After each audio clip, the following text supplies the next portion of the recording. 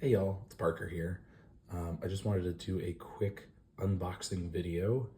Um, First, I just want to apologize about my voice. I've just got back in from Tantrum Con, so I've spent the last 4 days teaching board games, and my voice is awful. So yeah, please excuse that. But yeah, so I came back home and this was waiting on my doorstep. I'm very excited because it is from Cleromancy Games. So this means this is my Worn Wanderers goodies. So I'm gonna open this up and tell you guys a little bit about Worn Wanderers as I'm doing that. So Worn Wanderers is a wearable strategy game. I'm going to be using enamel pins for your characters. The intent is to play primarily at conventions. We're going to be waiting in lines a lot. So the pins go onto your lanyard. Ooh. But yeah, so the pins go onto your lanyard and kind of make your team that way. And if you see somebody else who has Worn Wanderers on their lanyard, you can challenge them to I think it's a 5 to 10 minute game. Yeah, the reason I'm involved with this is I actually did the artwork for all of the characters. Yeah, so let's bust these guys out. I think this is just like a full set, so we'll go through them in a minute here. But yeah, this is what the starter sets look like. You get 2 characters with enough cards for each of them. I believe these starter sets are $20. But the way it works is you're going to use starter sets and booster packs.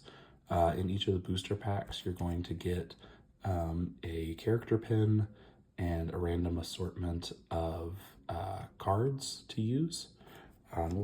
Let's actually just bust open this booster pack real quick so we can kind of see what that would look like. One second.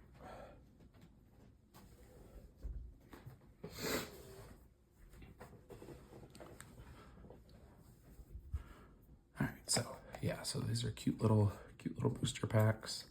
Split this open.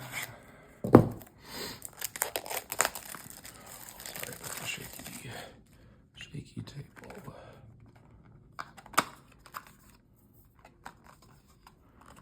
All right. Oh. Okay, through the mist, a figure approaches. Oh, see, so this is how your booster packs look. The Wanderer they call Florence Lava is joining my party. So let's pop her out of here. I'll show you how the components actually work. So, all right, so you've got your character pin. See her on there. She's like a lava spirit. But yeah, so your character pin has a heraldry down here. These little four pips. This shows what color cards you can use for this character. So she can hold a single black, 2 yellows, and a red. So the way that works is, obviously these are all the random assortment of cards that come in the booster pack, so not all of these are legal to use with Florence, but this one is. So this is a yellow card. You've got your attack value and then your defense value. Then there's some keywords here that you can use as well.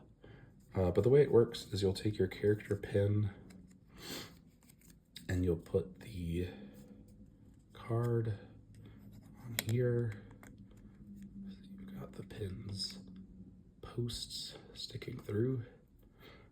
We'll just build it with the single card at the moment. But yeah, so you'll use a level 1 card, a level 2 card, and a level 3 card, and then a loot card. So this is what the loot look like. So this is how you're actually scoring points in the game. Is anytime you defeat a character, you get to take you get to score their loot. But yeah, so the actual cards, once you've used the attack or defended with it, you'll rotate it. It's kind of hard to do with, sorry, since this is not on a lanyard, but you'll rotate it out of the way. So this card has been used and it would reveal the next card underneath it. So let's actually just put full of these on here. So like I said, these are not legal cards to use with this character because they're not the right colors, but we are just using it as an example. So yeah, so you'll use your 3 cards, and these should be in order of 1, 2, and 3. But again, just for these purposes, I've got 3 level 3 cards, which is also not allowed. But then you would put your loot card on there as well. Take your backer, put it like that. Okay, cool. So now Florence can use her cards. The first card would come out and rotate out of the way. That would reveal the next card. Each time the character battles, you're going to be rotating their cards until that character is defeated, and it would reveal their loot below. So in the game, you'll use 6 of these characters. There will be 3 on either side of your lanyard, and the arrangement actually does matter, as they do have special, some of these keywords trigger depending on who's next to the character. But yeah, so that's how you build an actual character pin. Again, this is a totally illegal character, but just for this example. So we'll set her out of the way here. And let's just take a look at all the pretty things. So this is like the official lanyard. Ooh, that turned out really cool. It's got Worn Wonders across it, and a bunch of filigree stuff. That's really neat looking. It's nice and wide too, so you can stick your pins through over there. It also comes with like a badge holder, but this guy is not just decorative, it also has your reference card. So this will tell you what all of those special effects do. So you always have your reference card handy, which is super helpful because this game has very small footprint, so you can't have like a ton of text on the cards and everything. But obviously, once you play quite a few times, you can pick up on the abilities and start to internalize them, just like any other like trading card game or anything like that.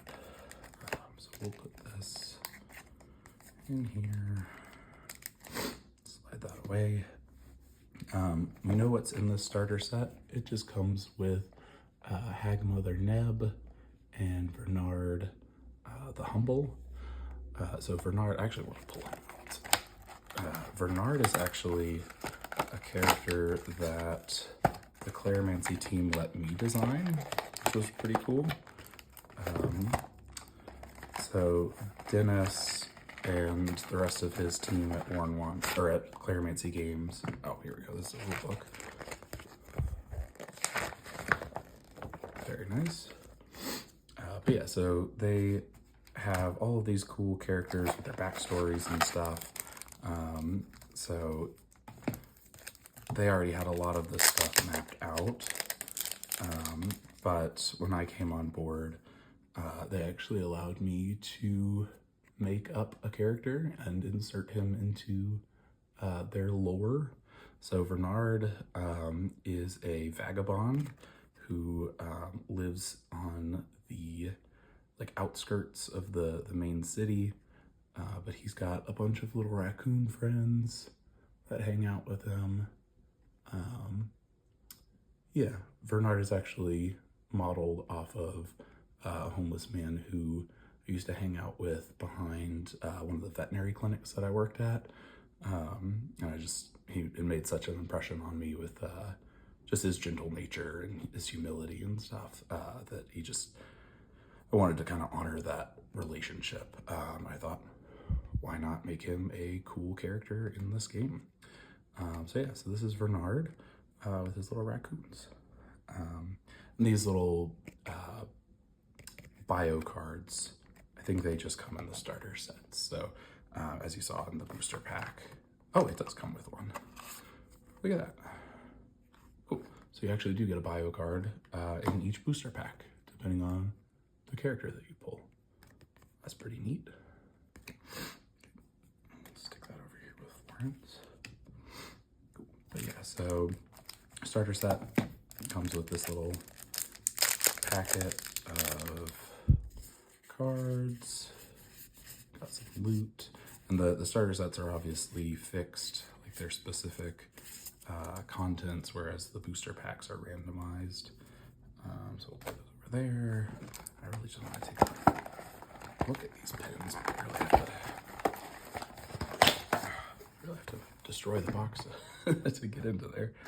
So let's release these guys. Come on.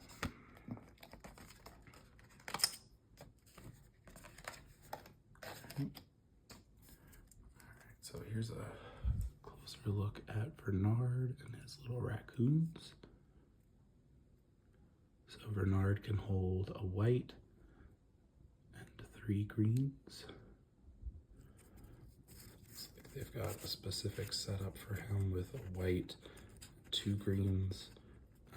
Oh, and yeah, so your heraldry has 4 colors that you can use, but you can only have a level 1, 2, and 3 card. So there's a little bit of mystery as your opponent is attacking your character. They may not be able to know all of the card colors that you're going to have in there. So it gives you a little bit of versatility where you can kind of customize the character to your specific play style. So Bernard, the cute little vagabond, he comes with this terrifying lady, Hag Mother Neb, which is a brutal name, but yeah, super cool little pins. Really excited to see how the artwork translated to the actual finished product. She comes with her own cards as well. Right, let's put her aside and then hop over to this big old package here. And so I believe we ended up in the first set having 30 characters, I believe. Not sure on the specific numbers, but they also did some promo alternate arts of some of the characters as well. Oh, wow. I'm not sure why this was in plastic. This is another Florence. Oh, this one's so since they don't have holographics, some of the characters are sparkled, so you can kind of see in her wings. That's like the chase variants. Instead of holographics, you get sparkled. Okay. All right, so let's just grab them one at a time. Let's see. So we've got the serial killer. She's a pretty cool character. She was actually the first one that I illustrated for this game. That was their test piece that they wanted to see illustrated from me. So this is actually why I got this job. was doing the artwork for Serial Killer. What else do we have? Oh, scary dude. Thraxicor. I think if I remember his bio, he was like a cult leader. So he's like one of the darker storied characters. That looks really cool. Nice and wholesome. Macias Notesworth. He's like a magical librarian fellow. And it's been a while since I worked on these. This was a project I worked on with them in 2022, so almost 3 years ago at this point. So I may not be getting some of their bios correct. So Dennis, apologies if I get any of them wrong. This is Ree.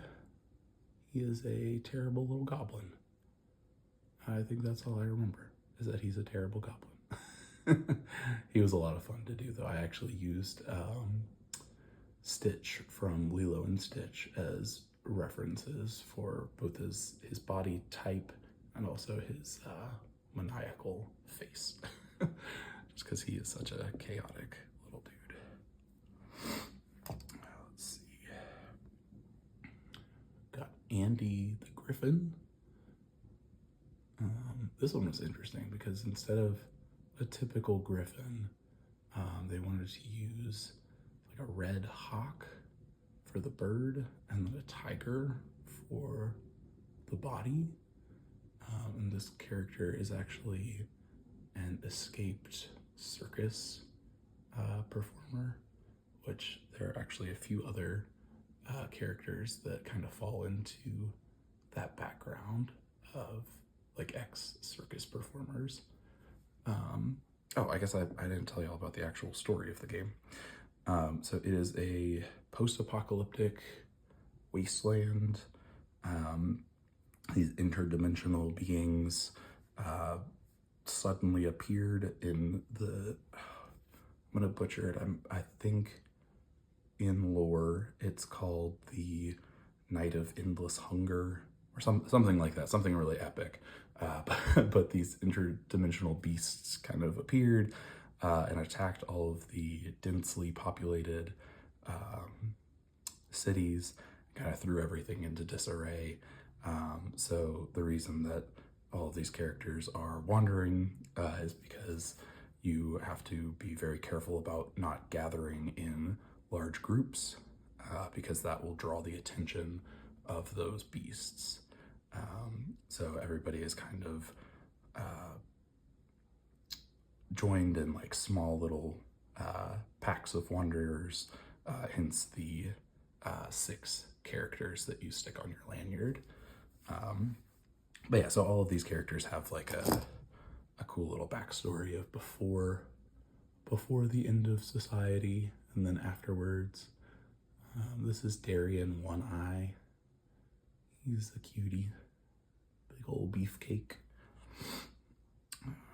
Let's see. Okay, here's Father Eyeshod.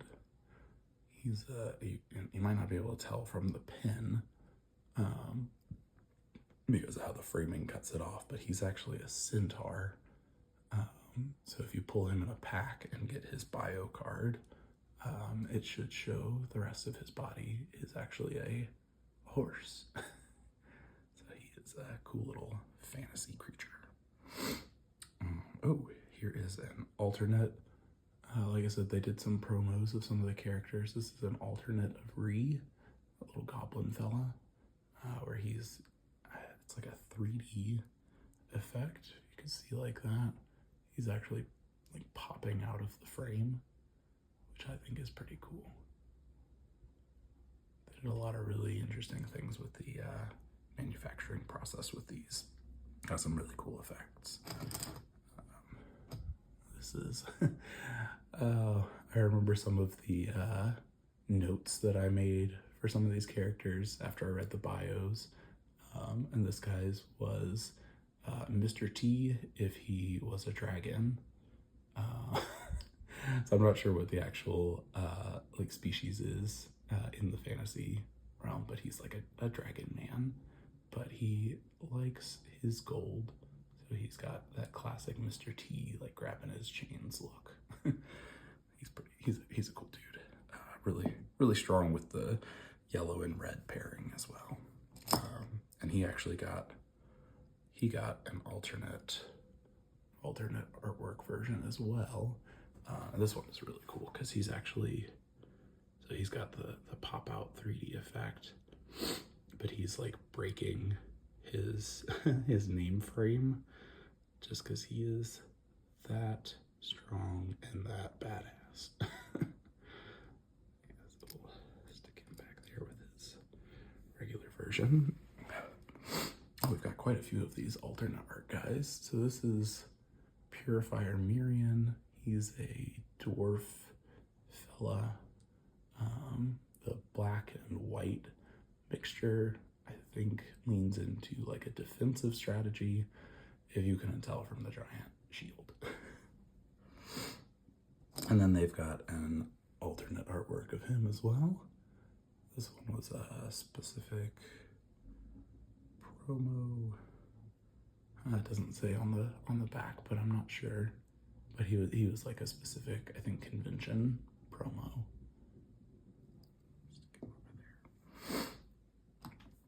Oh, here's one of my favorites. Shifty Ray. Shifty Ray is one of the cooler characters that I really like out of this. They're like a, what is it called? I think the species is Kiku or Keku or something. But they're a bird man, bird fella. But they've got their little stabby stick and this cool little mask that they stole from somebody. And they are just fabulous. Really like this character. Really hope we get an alternate art of Shifty Ray. That would be fun to do. Who's next? We got Granite the Great. If I remember correctly, he was some sort of like fantasy world equivalent of like a WWE wrestling star. But now that he's in the actual post-apocalyptic world, he's struggling because his fighting wasn't actually real. It was all scripted. But he is actually friends with Macias in the aftermath because Macias was a big fan of that specific event or show or whatever that Granite was in. So that was, they're a cute little team. Speaking of cute teams, we've got Tinkerer Tomlin. He's like a little mechanic fella, but he pairs with, let's see if we can find her real quick, with Wrecker Rosie. Where are you, Rosie?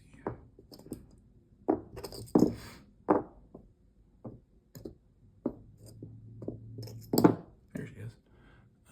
So Wrecker Rosie is a golem, which is like a robot person in universe, but they are besties because she protects him and he fixes her after battles. So they're a cute little couple of friends. More than friends, maybe. Who knows? Here's another one of the circus entertainers. The Mad Jester Lester. I really enjoyed him. He's got that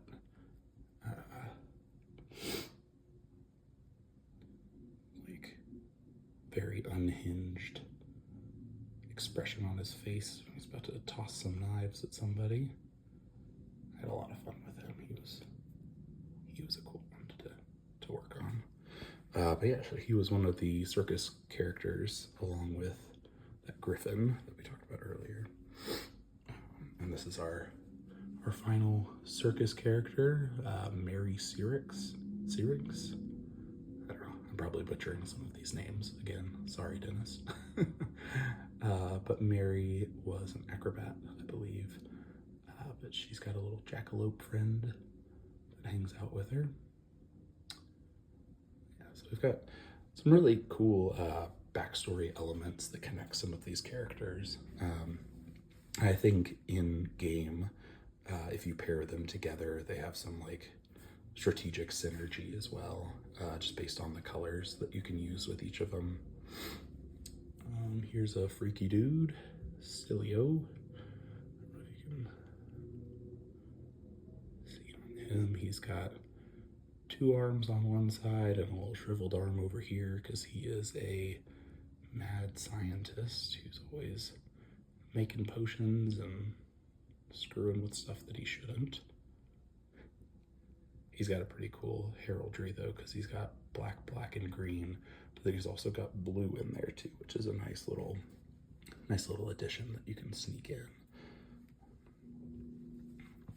I think from the couple of times that I've played, I really prefer black and yellow. They're like the rogue tendencies, I think. Oh, here's another Bernard. And actually another character that they allowed me to create, Leaf. So Leaf is Bernard's second in command, who is an archer raccoon. So they are obviously besties and obviously work really well together, because Leaf's got white and green as well, similarly to Bernard, but he's got a black pip snuck in there as well. So he does some of the shadier things that Bernard doesn't really approve of. Let's see who else we got. Another Hag Mother Neb. Very cool. Oh, this guy was a lot of fun. Really enjoyed working with Dennis on this character. Chieftain DeCorno. He's like a mob boss minotaur, which is, these guys have some really interesting like creative ideas for these characters. We actually just started working on set 2, and the character bios that they've sent me have been really really cool. This is the Oak King. You can tell he's got some like charred wooden armor, and this big rose weapon. Kind of starts back here. He's holding it by the stem, and the stem comes up with some spiky boys up there. He's pretty cool. Some of these character designs are fairly detailed, and it's kind of tough to translate to the actual pins, because the line work can get so intricate, especially like you can see on this guy too, on the Lich Baron Noya. He's got that really intricate like armor and got some like details in his face because he's kind of haggard. Yeah, I think they turned out really well based on that.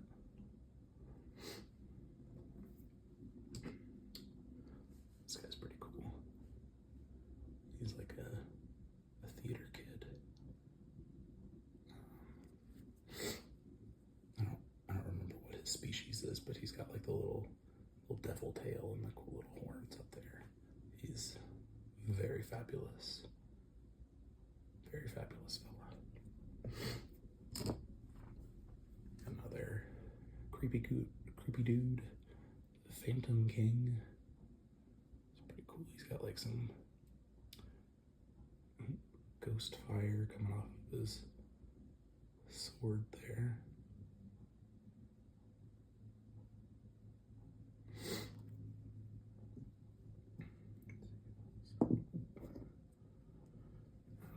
This is Dr. Darcy. She is a, I guess, fantasy biologist. So she's always trying to study all of the wacky things she's coming across in the wilderness. We actually have an alt art for her as well, where she's got a little baby griffin. She's kind of holding up by the scruff. She's not really sure what to do with him. Kind of apprehensive there. Yeah, she's a neat little character. She likes to go out on like safaris and search for stuff and learn about nature. She's a interesting fan favorite, actually. Whenever I was helping them demo at Gen Con in 2022, people really gravitated to Darcy. Got Callie, the Oath Keeper. She's like a sassy fox lady. She's got a magical pendant there. Again, one of those small details that's kind of hard to see on the pin. But yeah, she's got, I think it keeps her from telling lies, because she was like cursed by somebody because she was such a mischievous person. Again, might not be remembering that correctly, but she's pretty sassy. Got Nairomi. Really like her. She's got little cactuses. She's like a protector of the natural world, but she's just a very cheery, peppy character. She was a lot of fun to work on. Again, sorry about my voice. I know it's pretty terrible. Got a couple more left. We've got Tear a Bones Apart,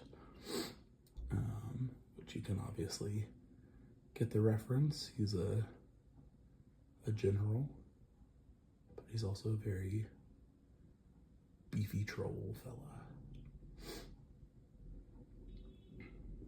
What else do we have? Got War Mage Typhrina. She's pretty cool. I really liked working on the fire magic that she's got going on. She's pretty cool.